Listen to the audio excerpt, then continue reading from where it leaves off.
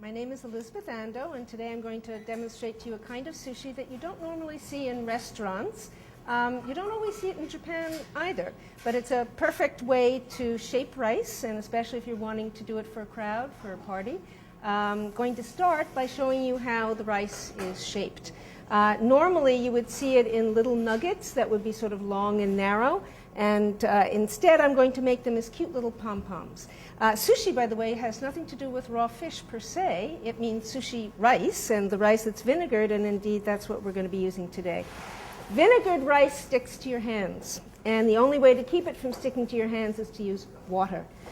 Sometimes having a nice damp cloth so that you're not dripping all over the place is also a good idea, but you definitely need your hands wet. My hands are sort of small, maybe medium size, and I like to take a larger amount and get it almost oblong. And almost as though you were making meatballs, I would take off the amount that I think is right and finish off the shaping of it in my other hand. So at the same time that I'm taking a cluster of rice, I'm actually producing 3 of them. And this looks to me like a small enough size, it's going to be bite-sized, it's going to be comfortable to eat, but substantial enough that it will give you satisfaction. Okay, so we're ready to make a setup, if you will, for not really a mass production, but at least we can produce a lot at one time. The easiest way to keep everything from sticking to the cutting board is to cover it with clear plastic wrap, and probably just in a large piece that's going to generously cover your board, being able to be tucked in on both sides. Eventually what you want is whatever your topping is going to be surrounded by about 1.5 to 2 inches of clear plastic wrap. We're eventually going to be cutting between and among them, separating them out, and making each an individual bundle. So you want from the very start to have plenty of room around your toppings.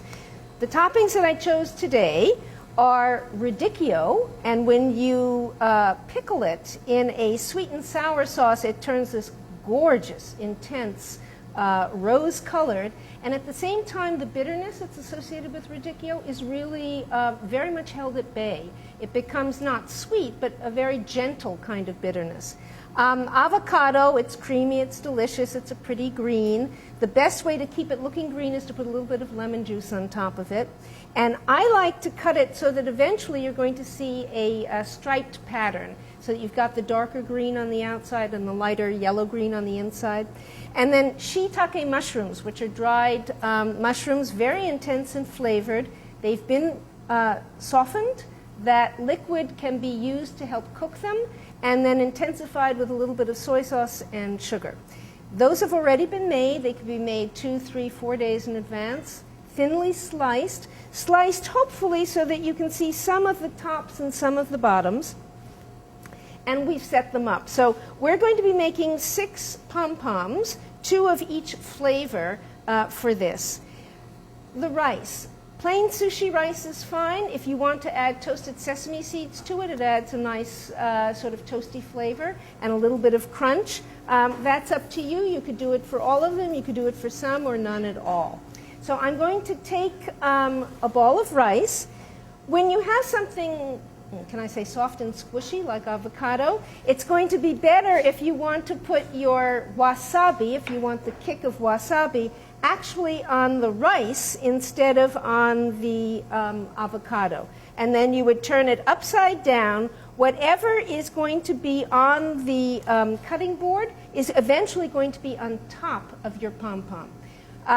You can decide for yourself. I don't usually put wasabi on when I'm doing the mushrooms. They've got a lot of flavor all of their own, so I'm just going to sort of sit it on top. The radicchio, you could decide one way or the other, but in order to show you for this, since it's not going to move, I would probably put the dab directly on the radicchio instead of on the rice that's going to be on top. So I've got rice-topped toppings that are along the way. I'm going to cut between our pieces. There we go. And I'm holding it down. Clear plastic wrap has a tendency to scrunch up on you, so you may have to keep your hands open on either side as it's going. There we go. So I now have a row, if you will, of each of those three.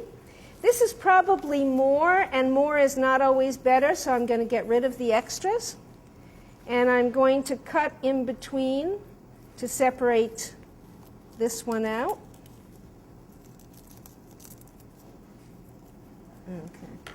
So, in effect, what I've got, and I'm going to sort of realign, is I've got what's going to be on the top on the bottom. I've got my rice on top of it. I'm bringing up the edges, and I'm enclosing it. I'm pulling down on it. The pulling down makes sure that the rice is going to stick to the top, and it also gives you a chance to shape it better. I'm going to twist, and that pretty striped pattern then becomes more visible. The other advantage of being able to tie it up tightly is that it's now no longer exposed to air. Normally, sushi rice, if it's exposed to air for a long period of time or put in the refrigerator, is going to get crusty and hard on the outside. This way, it's covered and protected. So you could make it ahead, and you could put it in the refrigerator if it was a really hot summer's day and you want to do it ahead of time. So that's one of them. Now I'm going to be cutting between these. Okay. I'm going to center my topping. It's taking up the opposite corners to the top and this one to the top, so all four are going to meet on top. I'm going to pull it down, and then I'm going to twist. And then I can always shape it better that way. So that's our mushroom topping. And for our radicchio topping, I'm going to center it again. Again, there's a little bit too much at the edge, so I'm going to trim it away. And I'm going to bring up the edges so that it's entirely covered. I'm going to pull down. The radicchio you want to blot ahead of time. Anything that has a great deal of liquid, otherwise that liquid is going to become problematic with the rice. And we're going to turn it around. So that's how you would make your little pom-poms. Okay, so we're ready to make it look as gorgeous as it really is. One way of presenting it would be as a buffet for a party, in which case I would probably cluster the different flavors together.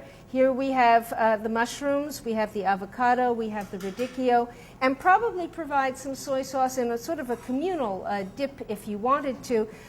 If you're going to be dipping it in the soy sauce, the top should go in first rather than the rice, otherwise the rice will start to fall apart again. And I probably wouldn't with the shiitake mushrooms because they've got enough soy flavor in them as it is. If you are going to be providing chopsticks to help people instead of making it finger food, the chopsticks always point to the left, whether you're a righty or a lefty, and they're always aligned, never crossed. So if you're going to do an individual one, probably everybody you're going to assume is going to want one of each. So I would probably do clusters, 2 clusters of the various flavors.